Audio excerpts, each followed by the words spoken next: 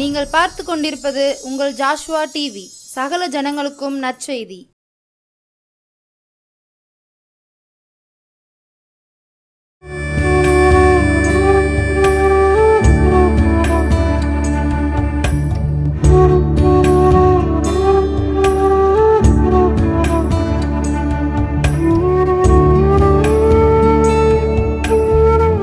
சேனைகளின் கர்த்தர் தந்த இந்த நல்ல நாளில் மறுபடியுமாய் உங்களை சந்திப்பதிலே மிகுந்த மகிழ்ச்சி. எனக்கு அன்பான கர்த்தருடைய பிள்ளைகளே, நீங்கள் யாவரும் சமாதானமாய் சந்தோஷமாய் இருக்கும்படி ஜாஷுவா டிவியின் ஊழியர்களாக நாங்கள் ஜெபிக்கிறோம். சேனைகளின் கர்த்தர் உங்களுக்கு சமாதானத்தையும் ஆசீர்வாதத்தையும் தந்து உங்களை பாதுகாத்து வழிநடத்துவார். உங்கள் ஜெப குறிப்புக்கு அத்தனை நாங்கள் ஜெபித்துக் கொண்டிருக்கிறோம். ஒருவேளை இன்னும் அற்புதம் நடக்கவில்லை என்று நீங்கள் நினைப்பீர்களானால் சீக்கிரத்தில் நடக்கும். கர்த்தர் அதற்கு இரக்கமாறட்டும்படி ஜெபித்துக் கொண்டிருக்கிறோம். இந்த நாளிலே நாம் வழக்கம் போல் ஒரு 2 ஜெப குறிப்புகளுக்காக ஜெபித்து இந்த நிகழ்ச்சிக்குள்ளாய் சொல்ல இருக்கிறோம். எனக்கு அன்பான கர்த்தருடைய பிள்ளைகளே, என் ஆண்டவரும் உலக இரட்சகரும் ஆகிய இயேசு கிறிஸ்து இந்த தினத்திலே சொன்ன ஒரு காரியம், வாலிபர்கள் மேல் என் ஜனத்தை கவனமாயிருந்து ஜெபிக்கும்படி சொல்ல என்று சொன்னார். எனக்கு அன்பான கர்த்தருடைய பிள்ளைகளே, இன்றைக்கு பொல்லாத சத்ருவானவன் இந்த வாலிபர்கள் மேல் ஏன் சின்ன பிள்ளைகள் மேலே கூட ஒரு பெரிய ஒரு கவனம் வச்சு தேவனை பாராதபடிக்கு அவர்களுக்கு விதவிதமான கேம்ஸ், விதவிதமான காரியங்களை கொடுத்து தேவனை விட்டு பின்வாங்க பண்ணுகிற அத்தனை காரியத்தையும் செய்து கொண்டிருக்கிறான். நீங்கள் கேள்விப்படலாம், பார்க்கலாம். இன்றைக்கி அநேகம் ஆயிரம் வாலிபர்கள் கேம் அடிகை, இன்னும் சூதாட்ட அடிமைகள் என்று விதவிதமான அடிமைகளாய் அந்த வலைதளம் இழுத்து கொண்டு இருக்கிறது. தேவாதி தேவன் தாமே தம்முடைய பிள்ளைகளை பாதுகாக்கணும். ஆமேன் சொல்லுங்களேன். தேவன் தாமை பாதுகாத்து நம்முடைய பிள்ளைகளுக்கு ஞான சுகபலத்தை தந்து பொல்லாதவனுடைய வலைகளுக்கு தப்ப பலன் தரணும். இந்த தேவன் பலன் தரும்படியாய் என்னோடு சேர்ந்து ஜெபிப்பீர்களா?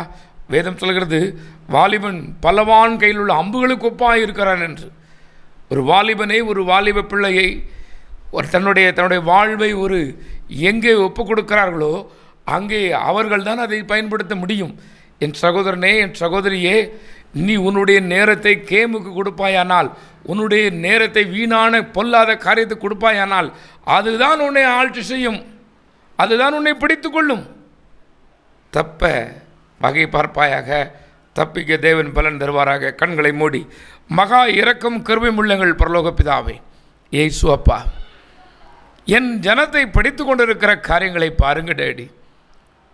இது இப்போதைய பேஷன், இப்படித்தான் இருக்க வேண்டும் என்று சொல்லி நூதனமான முறையில் பொல்லாத சத்ருவானவன் வாலிபர்களை தன் பக்கம் இழுத்து கொண்டிருக்கிறானே.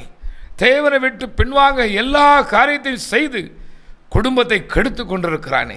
தேவனே, இந்த வாலிபர்கள் மேல் உம்முடைய கரம் தாயவாய் நீட்டப்படட்டும்.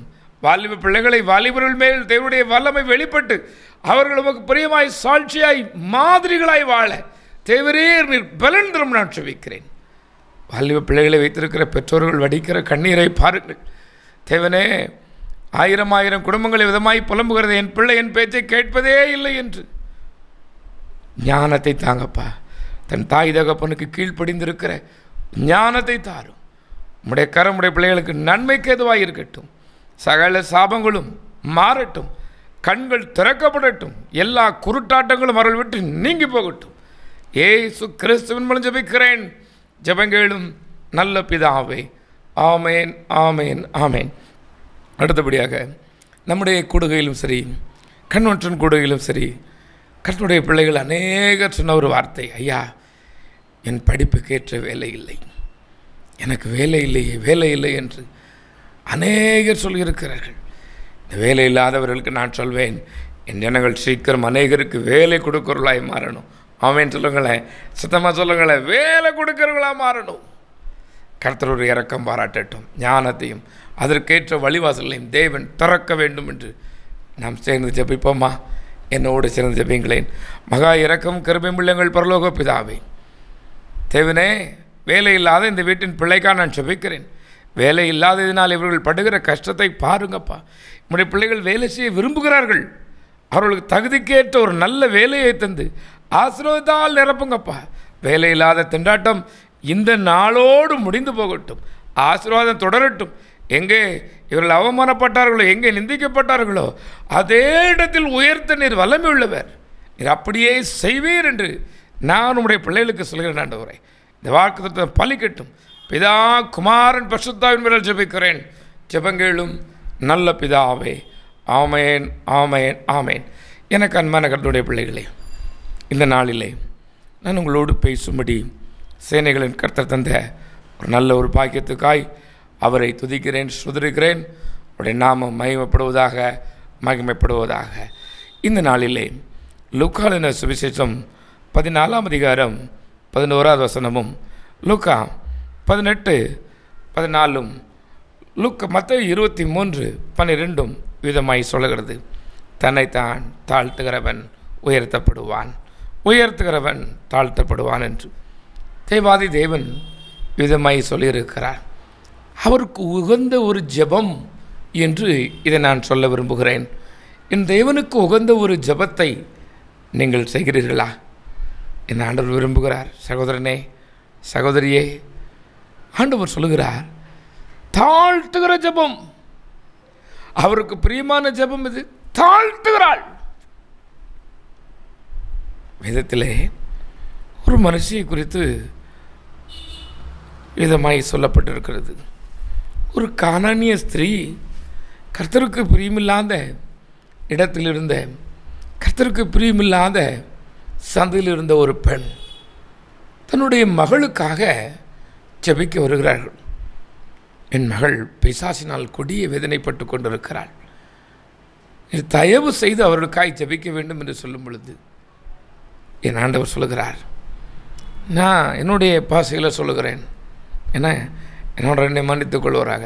நீ இவ்வளவு நேரம் போன இடத்துல உன் மகளுக்கு விடுதலை கொடுக்க முடியலையே, நீ இவ்வளோ நாள் நீ பெருசாக நினச்ச இடத்துல உன் மகளுக்கு விடுதலை இல்லையே, நீ அங்கே போ, என்னை தேடுவர்களுக்கு நான் கொடுக்கிறேன் என்று சொன்னது தான். அதற்கு ஆண்டவர் விதமாய் மறைமுகமாய் நேர்முகமாய் சொன்ன ஒரு காரியம், பிள்ளைகளின் அப்பத்தை நாய்க்குட்டிகளுக்கு எடுத்து போடலாகாது என்று சொன்னார். அவரை பின்பற்றாதவள், தேவனுடைய கட்டளையை கற்பனையை தெரியாதவள், தேவனுக்கு பிரியமில்லாத ஒரு வாழ்வு வாழ்ந்து தேவனுக்கு பிரியமில்லாத இடத்திலிருந்து வந்த ஒரு பெண். என் ஆண்டவர் விதமாய் சொல்லியிருக்கிறார், என்னிடத்தில் வருகிற எவரை நான் புறம்பே தள்ளுவதில் என்று. இந்த தள்ளாத தேவன் நான் நினைக்கிறேன் சோதிக்கிறார். இவர் எப்படி? சிலருக்கு நிறையா காரியங்கள் இருக்கும். நாங்கள் யார் தெரியுமா, எங்கள் குடும்பம் என்னென்னு தெரியுமா, என் ரேஞ்ச் என்னென்னு தெரியுமா சொல்லுவாங்களா?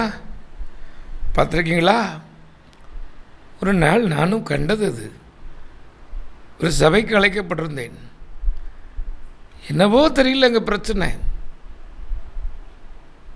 நானும் அன்றைக்கு கீபோர்டெல்லாம் எங்களோடு வந்ததினாலே நேரங்காலம் போயாச்சு.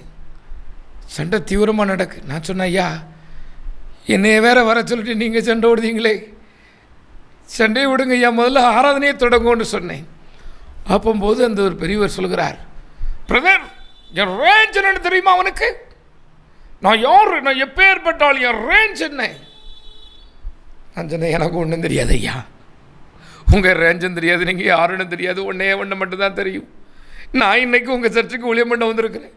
தயவு செய்து சண்டையை நிப்பாட்டி இன்றைக்கி ஊழியத்தை நிறைவேற்றி நம்ம போவோம், கர்த்தருடைய நாமத்தினால் எங்கள் ஆராதனை நடக்கட்டும் என்றேன். அவ்வளவுதான்.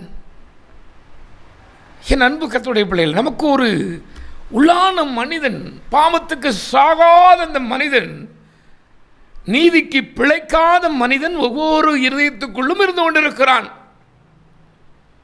வேதத்திலே சொல்லப்பட்டிருக்கிறது, பாவத்துக்கு செத்து நீதிக்கு பிழைக்க வேண்டும் என்று.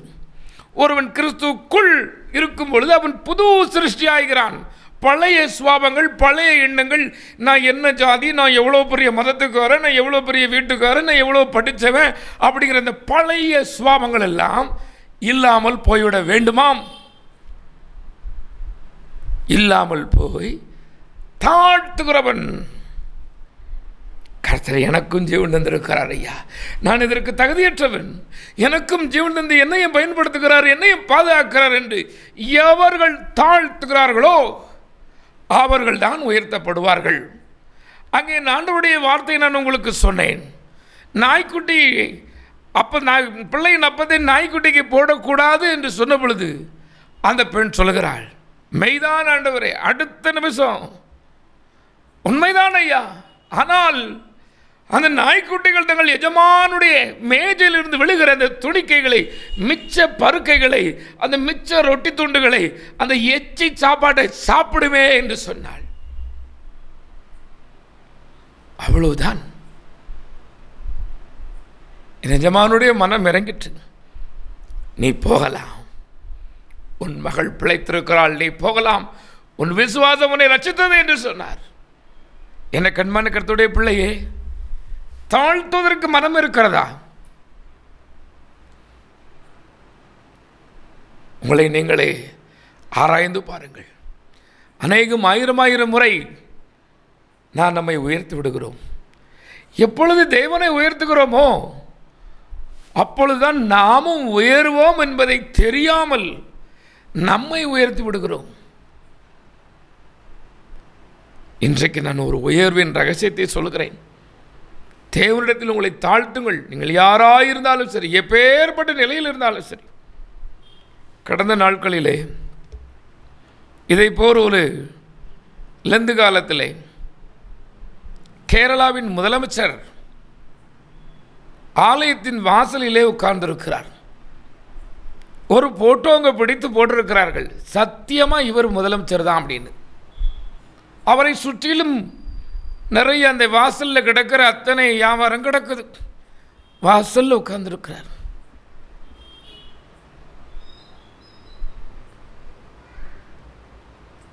என் ஆண்டவர் உங்களோடு பேசுவாராக. தேவனுக்கும் உங்களுக்கும் என்ன வித்தியாசம் என்று நிறைய பேருக்கு நமக்கும் வித்தியாசம் தெரிய மாட்டேங்குது. தன்னைத்தான் உயர்த்தி விடுகிறான். நான் சொல்வேன், ஒரு நெடுநாள் வாழ்கிற ஒரு மனிதன் ஈசலை கண்டு பயப்படுவானா? 70 வருஷம் பலத்தின் மதியால் 80 வருஷம் அதுக்கு கூட இருந்துட்டு போகிறார், இருந்துட்டு போட்டும். ஆனால் ஈசலின் வாழ்வு ஒரு நாள் தானாம். அந்த ஒரு நாள் வாழ்கிற அந்த ஈசலை இந்த மனிதன் கண்டு பயப்படுவானா? அதற்கு ஏதாவது பணிவிடை செய்வானா? செய்ய மாட்டான். ஆனால் நம்முடைய வாழ்வு அவருக்கு 1000 வருஷமே ஒரு நாள் போல தான் இருக்குதான். நம்ம 70 வருஷம் 80 வருஷம் 100 வருஷம் எவ்வளோ நேரத்து போல இருக்குது. ஆனால் அவர் நம்மேல் அனுபவித்து நம்முடைய வார்த்தையை கவனித்து நமக்கு நன்மையை ஆசீர்வாதத்தை தருகிறார். என்ன ஒரு ஆனந்தம் பாருங்களேன், என்ன ஒரு ஆனந்தம். அவரிடத்தில் உங்களை நீங்கள் உயர்த்தக்கூடுமோ? உங்களுடைய சுவாசத்தை அவர் கையில் வைத்திருக்கிறாராம். நம்முடைய சுவாசம் எல்லாம் அவருடைய கரத்தில் இருக்கிறதாம். இதமாய் ஒரு பழமொழி சொல்வார்கள், மெய்யூரில் இருந்து பையூருக்கு வந்து பொய்யூருக்கு வந்திருக்கிறோம் என்று. எப்போ போவோம்னு தெரியாது. ஆனால் எல்லோரும் ஒரு வரிசையிலே போய்கொண்டுதான் இருக்கிறோம். நமக்கு தெரியாமலே நம்முடைய மரண வரிசையிலே நாம் வந்து கொண்டுதான் இருக்கிறோம். மரண நாள் தெரிந்தால் துக்கமாய்விடும் என்பதனால் மறைத்து வைத்திருக்கிறார் தேவன். என்றைக்கு உங்களை நீங்கள் தாழ்த்த ஆரம்பிக்கிறீங்களோ அன்னையிலிருந்து நான் சொல்வேன், ஆண்டவர் உங்களை உயர்த்த ஆரம்பித்துட்டார். ஆமென் ஆமென் ஆமென். சத்தமாக சொல்லுங்களேன், சத்தமாக சொல்லுங்களேன். அப்பா நான் இல்லைப்பா, என் படிப்பு இல்லைப்பா, என் திறமை இல்லைப்பா, என் குடும்ப பெருமை இல்லைப்பா, என் ஊர் பெருமை இல்லைப்பா, என் ஜாதி பெருமை இல்லைப்பா, என் மத பெருமை இல்லைப்பா, உங்களுடைய கிருபை தான் என்ன தாங்கிட்டு நீ சொல்ல ஆரம்பிச்சிட்டாலே அவ்வளவுதான். ஒரு முறை ஜனாதிபதியாக இருந்த ஆபிரகாம் லிங்கனை பார்த்து அவரை கிண்டல் செய்ய வண்ணமாய் ஒரு மனிதர் சொல்லியிருக்கிறார், உன் தகப்பனார் செய்த செருப்பு நான் போட்டிருக்கிறேன், உன் தகப்பனார் செய்த செருப்பு செருப்பு என்று சொல்லியிருக்கிறார். ஏனென்றால் அவர் ஒரு செருப்பு தைக்கும் தொழிலாளியாய் இருந்து ஜனாதிபதியாய் வந்தவர். அவரை கேலி பண்ணு வண்ணமாய் சொல்லியிருக்கிறார். அருமையான ஜனாதிபதி ஆபிரகாம் லிங்கம் அவர்கள் சொல்லியிருக்கிறார்கள், பார்த்தீர்களா என் தகப்பனார் எவ்வளோ பெரிய வேலையை செய்திருக்கிறார், இன்று வரைக்கும் உங்களுக்கு பிய்யாமல் இருக்கிறதே, இன்னும் அதில் ஏதாயிலும் பழுது இருக்கிறதா, கொண்டு வாருங்கள் நான் அதை சரி செய்கிறேன் என்று சொன்னாராம். அவ்வளவுதான். அந்த மனுஷனுடைய முகம் செத்து ஓடிவிட்டாராம். என் அன்பு கர்த்தருடைய பிள்ளையே, உங்களை தாழ்த்துங்கள். தாவீது தாழ்த்தினார். தாவீதின் மனைவி சொல்லுதார், நீ இப்போ ரோட்டில் ஒரு சாதாரணப்பட்ட ஆள் போல நீ ஆடிக்கிட்டு வரையே கர்த்தருடைய பெட்டிக்கு முன்பதாக, கர்த்தருடைய பிள்ளைகளுக்கு முன்பதாக எல்லாரும் உன்னை கிண்டல் பண்ணுவாங்களேன்னு சொல்லும் பொழுது அவர் சொன்னார், நான் கர்த்தருக்கு முன்பதாக வரேன். நீ சொல்லதை எல்லாருக்கும் முன்பதாக என்னை அவர் உயர்த்தி வைப்பார் என்று. ஆம், என் அன்பு கர்த்தருடைய பிள்ளையே, வேதம் சொல்லுகிறது, தாழ்த்துகிறவன் மேன்மைக்கு முன்னானது தாழ்மை என்று. நீங்கள் மேன்மையடைய வேண்டும் என்றால் அவருக்கு முன்பதாக உங்களை தாழ்த்துங்கள். தாழ்த்துகிற யாவனும் உயர்த்தப்படுவான். அவர் யாராக இருந்தாலும் சரி, என்ன நிலையில் இருந்தாலும் சரி, உயர்த்தப்படுவது நிச்சயம். அருமையான ஒரு சாட்சி ஒன்றை கேட்டேன். ஒரு நல்ல படித்த ஒரு மனிதர் ஆண்டவராகிய இயேசு கிறிஸ்துவை ஏற்றுக்கொண்டாராம். அந்த ஏற்றுக்கொண்டதினால் ஆண்டவராகிய இயேசு கிறிஸ்துவுக்கு பணிவிடை செய்வது அவருக்கு மிகவும் பிரியமான காரியம். ஒரு பெரிய ஒரு அதிகாரியாக இருந்திருக்கிறார். ஆனால் ஒவ்வொரு ஞாயிற்றுக்கிழமையும் அங்கே வந்து அங்கே ஆலயத்தில் இருக்கிற பாய்களை விரித்து அதை சுத்தம் செய்வது அவருக்கு வழக்கமாம், பிடிக்குமாம். அநேகர் சொல்வார்களாம், உங்கள் வீட்டில் எவ்வளவு வேலையாட்கள் இருக்கிறது, உங்களுடைய வார்த்தைக்கு கட்டுப்பட எவ்வளவு பேர் இருக்கிறார்கள், நீங்கள் ஏன் அங்கே வர வேண்டும் என்று. அவர் சொல்வாராம், நான் ஒரு குறிப்பிட்ட இந்த இடத்திற்கு அதிகாரி, உள்ளே இருப்பதோ சர்வத்துக்கும் எஜமான் இருக்கிறார். இங்கே வாசம் செய்கிறவர் சர்வலோகாதிபதி இருக்கிறார். சர்வத்தையும் வானத்தையும் பூமி வார்த்தையால் உண்டு பண்ணின தெய்வம் ஒருவர் இருக்கிறார். அவருக்கு முன்பதாக என் படிப்பு இல்லை, என்னுடைய மேன்மை இல்லை, என்னுடைய வசதி இல்லை, எனக்குண்டான எதுவும் அவருக்கு நிகர் இல்லை என்று சொல்வாராம். இன்றைக்கு தேவனும் அதைத்தான் விரும்புகிறார். சங்கீதம் 81:13 சொல்கிறது, என் ஜனம் எனக்கு செவி கொடுத்து இஸ்ரவேல் என் வழிகளில் நான் நடந்தால் நலமாயிருக்கும் என்று. நீங்கள் செவி கொடுப்பீர்களா? சகோதரனே, சகோதரியே, அவர் உங்களை ஆசீர்வதிக்க விரும்புகிறார். என் ஜனத்தை எனக்கு செவி கொடுக்க சொல்லுப்பா, என் ஜனத்தை செவி கொடுக்க சொல். நீ அவருக்கு செவி கொடுக்கும் போது உன் வழிகளில் எல்லாம் உன்னை காக்கும்படி உனக்காக தேவன் தம்முடைய தூதர்களுக்கு கட்டளையிடுவாராம். உன் வழிகளெல்லாம், உங்களுடைய போக்கு வரத்து, உங்களுடைய வியாபாரம், உங்களுடைய வேலை ஸ்தலங்களில் உங்களை பாதுகாக்க தேவன் தம்முடைய தூதர்களுக்கு கட்டளையிட்டு அவரே நீதி உள்ள நியாயாதிபதி உங்களோடு வந்து உங்களை ஆசீர்வதிப்பாராம். என்ன ஒரு ஆனந்தம் பாருங்களேன்! நம்மோடு வருகிற ஒரு தெய்வம், ஆம், இமைப்பொழுதும் கைவிடாத தெய்வம். அவர் கைவிட்டால் இருக்க முடியுமோ? ஐயா, அம்மா, நீங்கள் யோசித்து பாருங்களேன், யோசித்து பாருங்கள். இன்றைக்கு கர்த்தர் உங்களுக்கு எத்தனை ஆயிரம் நன்மைகளை செய்திருக்கிறார். அவருக்கு நன்றி சொல்லக்கூடாதா? அப்பா, உமக்கு நன்றி. இயேசுவே, எனக்கு நீர் தந்த எல்லா ஆசீர்வாதங்களுக்காக உமக்கு நன்றின்னு சொல்வீர்களா? என்னோடு சேர்ந்து ஜெபியுங்களின் சகோதரனே, சகோதரியே, உங்கள் ஜெபத்தை தேவன் விரும்புகிறார். ஏனென்றால் அவர் உங்களுக்காய் அவமானங்களை ஏற்றவர், உங்களுக்காய் துக்கங்களை சுமந்தவர், உங்களுக்காய் பாடுகளை ஏற்றவர். நமக்காய் நம்மேல் வைத்த அன்பினால் பரலோகத்தை விட்டு இறங்கி வந்த தெய்வம் அவர். எவ்வளவாய் நமக்கு தம்மை தாழ்த்துகிறார். ஒரு நடிகை சொன்ன ஒரு காரியம் என்னுடைய இதயத்திலே அப்பப்போ அது ஒலித்து கொண்டே இருக்கிறது. அந்த நடிகை விதமாய் சொல்கிறார், நான் இயேசுக்காக ஜீவனை கொடுப்பேனா கொடுக்க மாட்டேன்னா அது தெரியாது, ஆனால் இயேசு எனக்காக ஜீவனை கொடுத்துருக்கிறார். நான் அவருக்காக மரிப்பேங்கிற நம்பிக்கை எனக்கு இல்லை, ஆனால் எனக்காக, என் பாவத்துக்காக, என் அக்கிரமத்துக்காக இயேசு கிறிஸ்து மரித்து உயிரோடு எழுந்திருக்கிறார் ஐயா என்று. இன்றைக்கும் அவருடைய தாழ்மையை பாருங்களேன். சேனைகளின் கர்த்தருக்கு முன்பதாக ஒருவரும் நிற்க மாட்டார்களாம். சேருவீன்களும் சேராவீன்களும் ஓயாமல் போற்றி புகழ்ந்து கொண்டிருக்கும் 24 மூப்பர்களும் தாழ விழுந்து சாஷ்டாங்கமாய் வணக்கம் செய்வார்களாம். அந்த சேருபீன்களும் சேராபீன்களும் 2 சட்டைகளால் பறந்து 2 சட்டைகளால் தங்கள் முகத்தை மூடி 2 சட்டைகளால் தங்கள் கால்களை மூடி சொல்லுமாம், சேனைகளின் கர்த்தர் பரிசுத்தர், சேனைகளின் கர்த்தர் பரிசுத்தர், சேனைகளின் கர்த்தர் பரிசுத்தர் என்று. அவளே மகிமைக்கு துதிக்கு பாத்திரர். உங்களை தேடி சகோதரனே சகோதரியே, நம்ம மேல் வைத்த அன்பினால் நம்மை போல ஒரு மனித ரூபம் எடுத்து வந்தார். தாழ்மையின் சரீரம், ஒரு ஏழை மனு போல, ஒரு ஏழையை போல நம்ம மேல் வைத்த அன்பினால் வந்தார். ஐயா, இதற்கு மேல ஒரு தாழ்மை உண்டோ? இதற்கு மேல ஒரு தாழ்மை உண்டோ?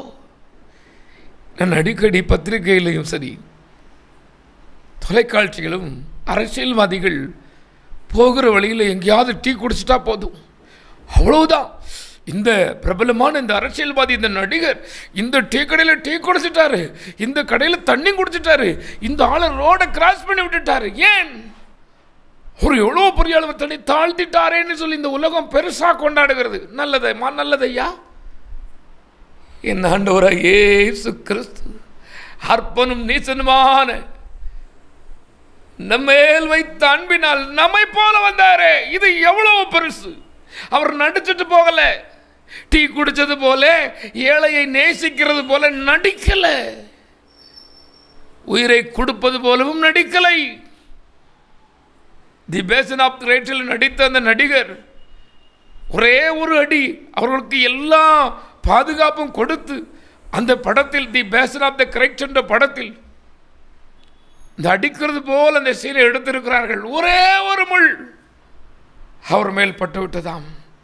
துடித்திருக்கிறார், ஐயோமா எனக்கு பட்டு விட்டதே, எனக்கு காயம் பட்டு விட்டதே என்று. தேவனை அறியாதவர், இவர்கள் கற்பனையின் கராபாதி, இந்த கற்பனையின்படி அந்த ரூபத்தில் அவர் இருந்தபடினால் அவரை கொண்டு வந்து நடிக்க வைத்திருந்தார்கள்.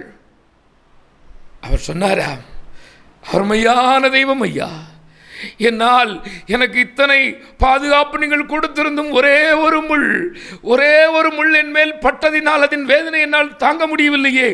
எப்படி ஐயா 300 போற்றவர்கள் அடிக்கும் பொழுதும் காரி துப்பும் பொழுதும் கர்ணத்தில் அவர்கள் அடித்து கேலி கிண்டல் செய்ய முடியும்?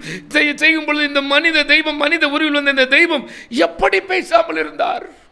இவர் அல்லவோ தெய்வம், யாரையும் பலி வாங்கவில்லையே.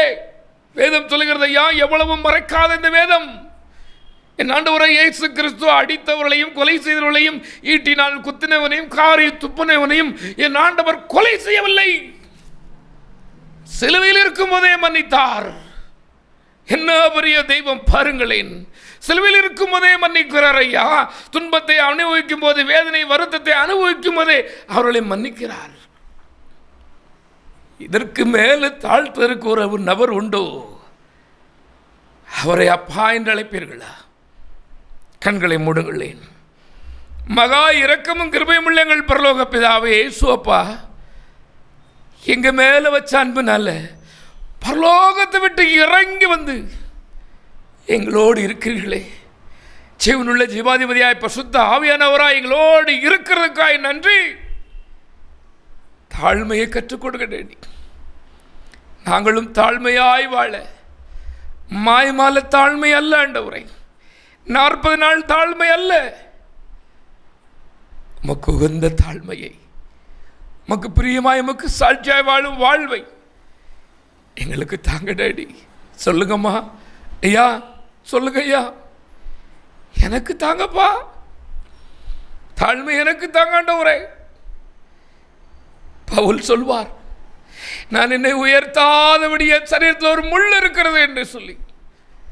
சில முள்ளை குறித்து நீ பயந்து நீ உயர்த்தும் போது தான் தேவன் சில முள்ளுகளை கொடுத்திருக்கிறார். ஆனால் நீ தேவனை விட்டே பின் வாங்கி போய்விட்டாயோ? என் சகோதரனே சகோதரியே, தேவன் உன்னை உயர்த்த விரும்பித்தான் அந்த முள்ளை தந்திருக்கிறார். நீ அவரிடத்தில் தாழ்மைப்படு, அப்பொழுது அவர் உன்னை உயர்த்துவார்.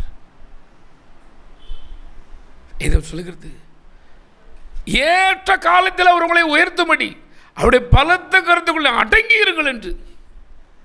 உங்களை தாழ்த்துங்கள் அம்மா, தாழ்த்துங்கள். நம்மில் ஒருவருக்கும் அவர் தூரமானவர் அல்ல.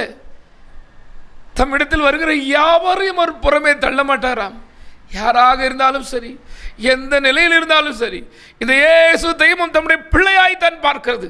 நீ அவருடைய பிள்ளை. மகனே, மகனே, அருமையான தாயே, அருமையான சகோதரனே, என் ஆண்டவர் உங்களை பிள்ளையே, மகளே என்று தான் அழைக்கிறார். மனம் திரும்புங்கள்.